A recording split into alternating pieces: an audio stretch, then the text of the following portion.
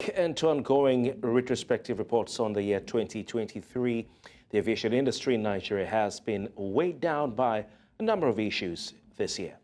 From the back and forth tussle between stakeholders and the Aviation Ministry over the ownership of the planned new national airline to the trapped funds of local and foreign carriers. This report gives a broad view of Nigeria's aviation industry in 2023.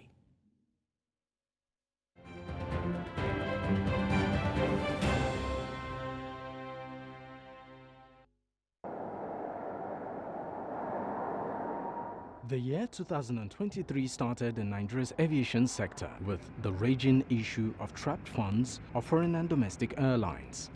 This led some to stop flying into Nigeria, while others increased their fares.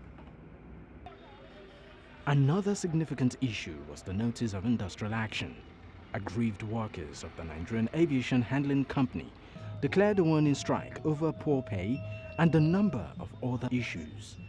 Their action disrupted flight operations at both the local and international flights during that period. The year started with a battle for the trapped funds, foreign airlines and some domestic airlines who have their funds trapped with the central bank, and they were unable to remit or get those funds out up to today, despite all promises. So a little percentage has been released to them.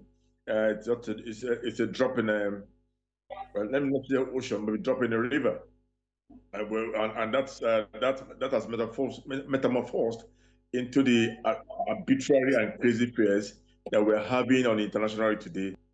Meanwhile, according to a report by the Nigerian Civil Aviation Authority, about 39% of international flights in and outbound operated in Nigeria between January and March 2023 was delayed. The report, titled Executive Summary on International and Domestic Flight Operations, shows that 3,073 international flights operated within the aforementioned period. Of these, 1,193 flight schedules across 25 airlines were delayed. The unveiling of Nigeria's much-awaited national carrier, Air Nigeria, was carried out by the then Minister of Aviation, Hadi Sirika. The ceremony occurred in Abuja on May 26th. Incidentally, on June 6th, Nigeria's House of Representatives poked holes in the purported launch of the airline at the twilight of the administration of former President Muhammadu Buhari, declaring it a fraud. Chairman of the House Committee on Aviation, Nolim Naji, declared that the launch of Nigeria Air was fraudulent after the major stakeholders in the deal between the federal government and Ethiopian Airlines denied knowledge of the launch. In response, Hadi Sirika, the former Minister of Aviation, claimed Nigeria Air was only unveiled and not launched, which the committee dismissed as an attempt to divert the lawmakers' attention. What the House of Reps committee did yesterday was a little belated, but it's good. I also felt that they are complicit. If you have an oversight function, if you're given that responsibility to look through the aviation industry and come up with your oversight function, you would have seen some of these things they spotted yesterday. They would have seen it, and they would have raised alarm over what they regaled us with yesterday.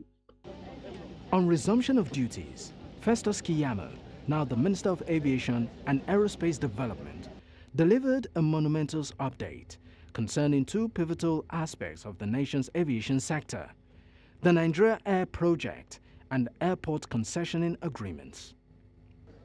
While conducting an assessment of the Murtala Mohammed International Airport facilities, the approach into the airport is smelly. It is totally unwelcoming, to people coming into Nigeria. And that is the gateway to Nigeria. So I have given a directive that we should completely shut it down and use the new terminal that can also take the traffic. Not done. This is a simple matter.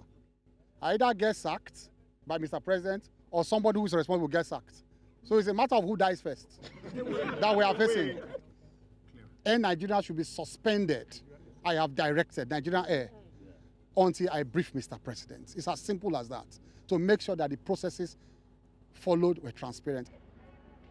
About 4 months after, it is unclear what has changed in the country's aviation sector, with frequent cancellation of flights, with no consideration on how it affects passengers. Actual state of some airlines cannot be ascertained. A recent incident where an aircraft that took off from Lagos with Abuja as destination landed in Asaba without the crew knowing where they were really is a pointer to this. Improving capacity of local refineries will make aviation fuel more affordable and available. Clearing the backlog of foreign exchange owed to local and foreign airlines will make airlines financially healthier. Improving airport facilities and better maintenance of infrastructure will guarantee safety of general comfort of the sector. All of this will make the business more rewarding for operators and then turn flying within the country from a near nightmare to fun for passengers.